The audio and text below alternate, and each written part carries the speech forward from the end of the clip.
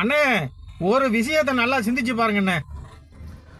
இந்த கடவுள் இருக்கார்ல, கடவுள் கோவிலுக்கு போகிறாங்கள கடவுளை பார்க்க, 100 ரூபா போட்டு வராங்க உண்டியல்ல.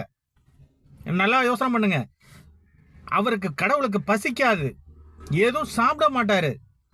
அவங்களுக்கு எல்லாத்தையும் கொண்டு போய் வைப்பாங்க. அந்த கடவுளுக்கு சாப்பாடு, எல்லா சாப்பாடும் வகை கொண்டு போய் வைப்பாங்க, வகை வகையா.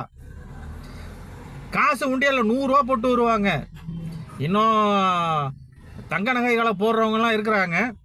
ஆனால் பசிக்கிற மனுஷனுக்கு, இந்த பசிக்கிற மனுஷனுக்கு 5 ரூபா 10 ரூபா போடுவாங்க. ஆமாம், அதில் ஒரு சாப்பாடு வாங்கி சாப்பிட முடியுமா? நினச்சி பாருங்க.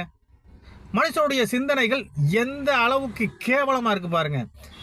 அந்த மனுஷங்களா, அந்த கடவுள் என்னைய சொல்கிறான், மனிதர்களுக்கு செய்யக்கூடிய உபகாரம் தான் இறைவனுக்கு செய்யக்கூடிய உபகாரம் தான் அவன் சொல்கிறான். கடவுள் சொல்கிற விஷயமே அதுதான். நீ மனுஷனை கவனிடா, மனுஷனுடைய பசியை போக்குடா, அதுதான்டா நீ எனக்கு செய்யக்கூடிய உபகாரம் அப்படின்னு சொல்கிறான். ஆனால் இந்த மனுஷ பசங்க எல்லாத்தையும் மறந்துட்டு கொண்டு போய் எல்லாத்தையும் உண்டியலை போட்டு தள்ளுறாங்க. சிந்திக்கப்பா.